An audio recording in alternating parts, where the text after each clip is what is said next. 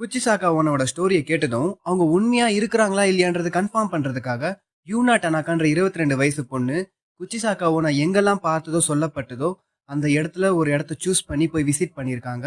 அங்க அவங்க போய் சேரும்போது மணி 9. இப்போ ஜப்பான்ல டோக்கியோல அந்த இடம் வந்து ரொம்பவே ஃபேமஸ். ஆனா அப்போ மக்கள் தொகை கம்மியா இருந்ததுனால அங்க ஆள் நடமாட்டம் அப்போதைக்கு கம்மியா இருந்திருக்கு. ஸோ இவங்க 9 மணிக்கு விசிட் பண்ணும்போது அங்க அவ்வளவா ஆள் கிடையாது. சுத்தி இருட்டு. பயத்துல கையில இருந்த டார்ச் லைட்டை வேகமா ஆன் பண்ணாங்க. ஒரு 15 நிமிஷம் போல ரோட்லயே நடந்து போயிட்டு இருக்கும்போது சரியா மணி 9:15 இருக்கும். அப்போ ரைட் சைட்ல ஒரு அபேண்டனான ஹாஸ்பிட்டல் பார்க்குறாங்க. கேட் ஓப்பன்ல இருக்கு. ஹாஸ்பிட்டலோட டோர் என்ட்ரன்ஸ் கிட்ட போயிட்டு பொறுமையா டோர் ஓப்பன் பண்றாங்க. உள்ள போகும்போது இதுக்கப்புறம் என்ன நடந்துச்சுன்னு தெரிஞ்சுக்கணும்னு நினச்சிங்கன்னா குச்சிசாக்கா ஓனாவை பற்றி ஃபுல் வீடியோ பேசியில் கீழே வீடியோ கீழே இருக்க லிங்கில் கொடுத்துருக்கேன். விருப்பம் இருக்கு